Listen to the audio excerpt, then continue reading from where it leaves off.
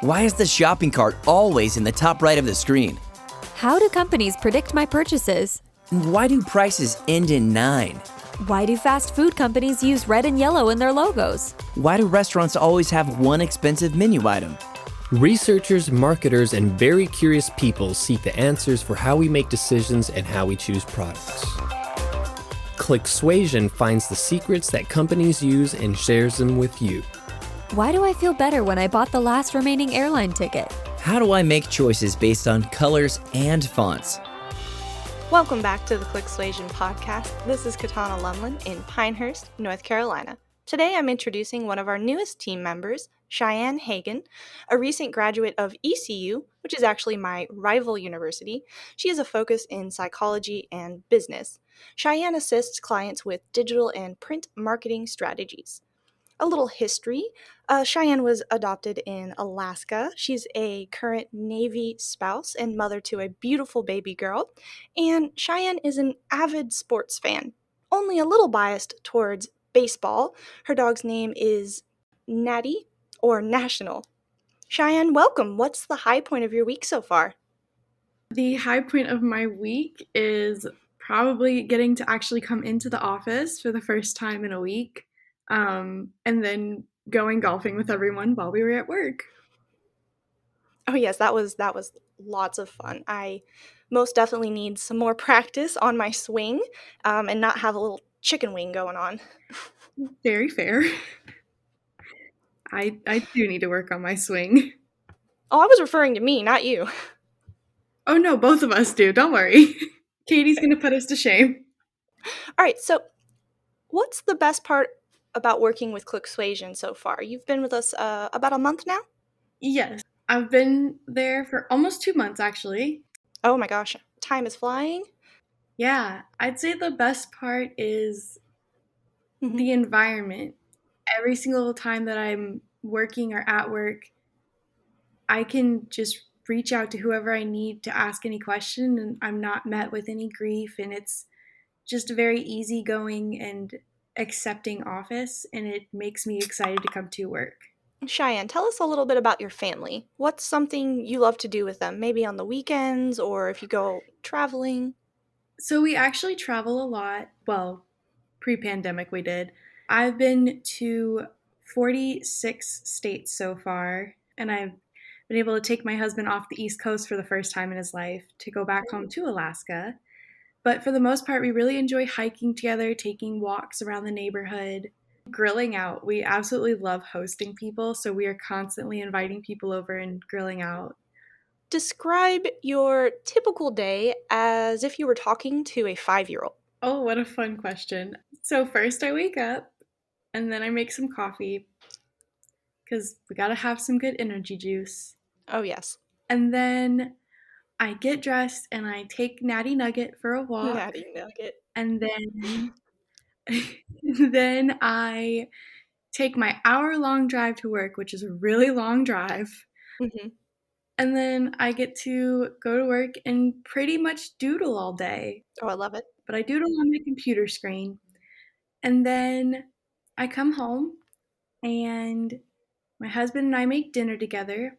And then we all cuddle on the couch as a family. Or we might take a walk as a family. Depends on the weather. That sounds amazing. I definitely agree with the coffee. Yes. We all need energy juice. Mm-hmm. Yes, sometimes mid-afternoon. Yep. So if you could wave a magic wand and change one thing about the world, what would it be? I would change the weather. Yeah? Not liking the North Carolina weather? No, I would make it so we could all just have the perfect weather every day. A solid 70 degrees, nice and sunny. Mm-hmm. I would change that so it was just the same every single day. Nice. Did you not enjoy the weather in Alaska then? So we actually live in Juneau, where the summers are 70 degrees, high and sunny. Ooh. So that was the ideal weather. That's a far cry from North Carolina's, 90, 100 degree summers with humidity. Yeah, my first summer here, I actually got sun poisoning because I didn't know that was a thing, and I'm allergic to sunscreen, so I couldn't wear it. Okay, so lots of hats, maybe umbrellas? Yes, big floppy hats. Perfect. Okay. Name 2 or 3 of your strengths. What are you great at? I stump you? Yeah. It's a lot harder to talk about what you're good at than perhaps what you perceive as what you're not good at. Is it just work or Anything, any 2 or 3 strengths. It can be, what as a person, work related, anything. okay?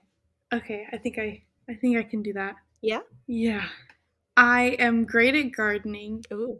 I have a beautiful lush garden, and my mother-in-law, we actually garden together quite a bit. I think it was my first week at work. I brought in a bunch of produce that I had grown from my garden. You did. The peppers were delicious and my guinea pig thanks you. I'm glad. I'm very glad. I'm really good at coming up with creative ideas. Mhm. I'd say that's a strength of mine. I can look at something and I guess just have a creative eye and find a different way to make it the same thing. Mhm. And then I'm really good at sleeping. I really like to sleep and I'm really good at it. Oh, I'm a little jealous. I am not good at sleeping. I'm the kind of person that I have to be, in my home, in my bed, cannot fall asleep anywhere. I wish I had that talent. Yeah, I was really good at it before I had my daughter, and now she's making me less good at it. Mm. She really likes waking us up in the middle of the night just to be held. She doesn't want food, she just wants cuddles. Cuddles are great, though. Maybe not cuddles at like 3 a.m., but still. Yeah, no, I agree with that one. All right, if you had to write a book tomorrow, what would the topic be?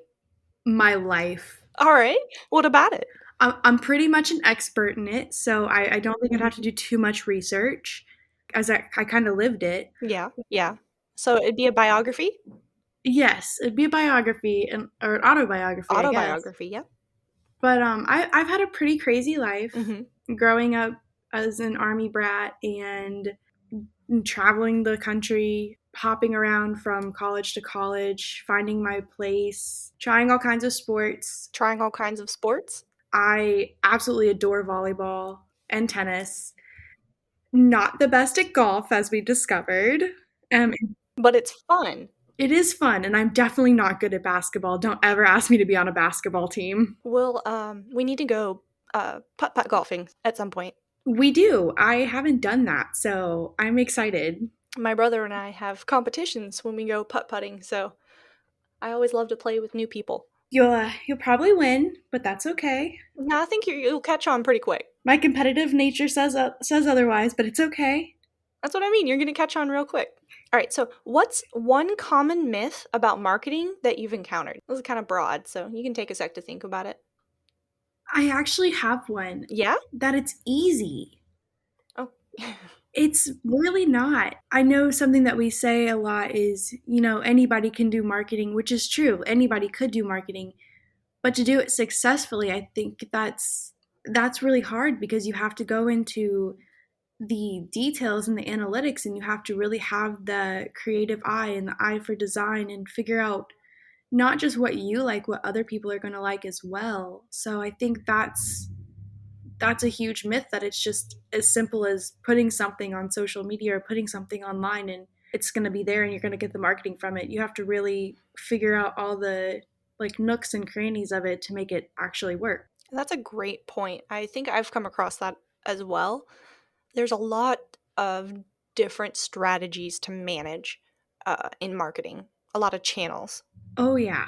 I took some marketing classes in college and I took quite a few, but I always thought it would be a lot easier until I started applying it with work and like I said, I'm constantly asking questions like how does this work? What do we do here? It's not as simple as I thought it was going to be and I'm up for the challenge and I love the challenge. I'm glad you are. I love working with you. Yay. So you've mentioned already that you've traveled a bit. So if you could visit anywhere in the world that you haven't already been, where would you go? So fun fact, I've never left the country. Oh, so there are a lot of options. There are a lot of options, but I would in a heartbeat get on a plane to Italy. I don't care where in Italy. I'd rather stay away from Rome for my first time going. It's a bit crazy. I absolutely love wine, so I'd love to go to the wine region, or Mm-hmm. if Italy wasn't an option, I would absolutely go to Bordeaux, France, because one day I will try Bordeaux wine. Why not both? It's not like they're, just a hop skip from each other. Train ride, a long train Well, you ride, said but pick one, so I was picking one. this is true. I did ask for one. I can totally agree with going to both though. I also love to travel.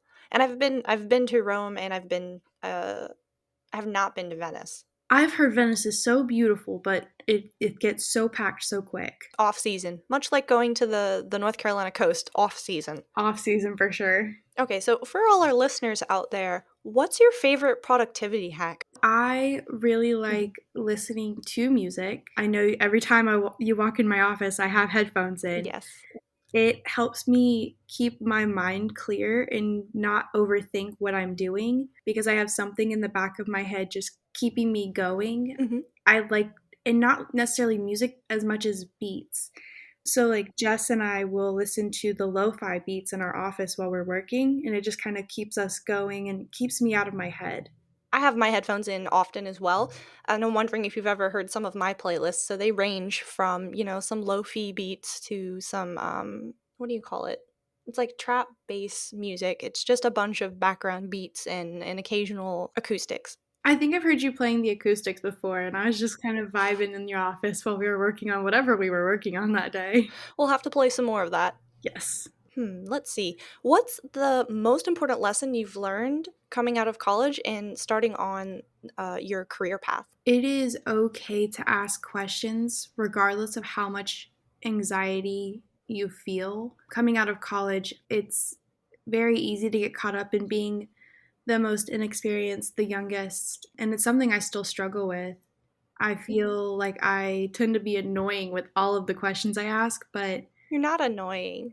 you guys have given me a lot of reassurance and told me, like, ask questions, ask questions, ask questions. And each time it gives me a little bit more confidence, like, okay, I can ask this question and they're going to tell me exactly how to do it. And then I'm going to know. And I think that would be my biggest, piece of advice if I could give one is just ask the questions because trying to figure it out by yourself takes so much more time. Yeah, and we're here. We're here to assist you where needed, and then sometimes you know things that we don't, so it goes back and forth. It's definitely some give and take. Yeah, you've told me some things about sports or sports marketing or the fashion industry that I did not have the initial experience in. Yes, and one day we will get the fashion blog done. Yes, so look forward to that. It's coming. What makes you feel inspired or like your best self? I love dressing up. Ooh, yes. I love your outfits. Matching lipstick. Thank you. I put a lot of thought and work into them. I actually, on my desk, I have a sticky note that says you can never be overdressed or overeducated. It's a quote from Oscar Wilde. That's so true. It is my favorite quote of all time. I did this for every test I took in college. I dressed up because if I feel good, if I feel the part, then I can trick myself into thinking that I am the part. You are the part. And I did that with golf the other day. I wore my little golf outfit. Yeah, that was pretty fantastic. I feel like I need to go find one now. I went to Dick's Sporting Goods. I mean, they were great. I asked the lady, she helped me pick out the whole golf outfit. Oh, it's so cute. But if I look the part, then I feel the part, and then it inspires me to do my best work. I love it. What's one question you wished I'd asked you, and how would you have answered? That's a good one. I wished you would have asked me more about my coffee choices because then I would have told you I'm actually a tea drinker. Even though you all think I'm an avid coffee drinker, I'm actually a tea drinker. Well, we have a lot to talk about then. I love tea. My favorite of all time is a spiced chai with oat milk, caramel drizzle, and then the pumpkin cream cold foam from Starbucks. Oh, that sounds delicious. If I can't have that, then it's a vanilla matcha with coconut milk. These are the questions that we always need to ask. I'm glad I could provide that question for you today. Well, Shiann, we appreciate you joining us today, and I appreciate your patience with all of these questions. I'm glad I got to do this. This is Katana and Shiann in Pinehurst, North Carolina. Tune in next time. Thanks for listening to Clicksuasion. Subscribe to the podcast, read our research, and get in touch with us at clicksuasion.com. You can also find us on Twitter with the handle @Clicksuasion.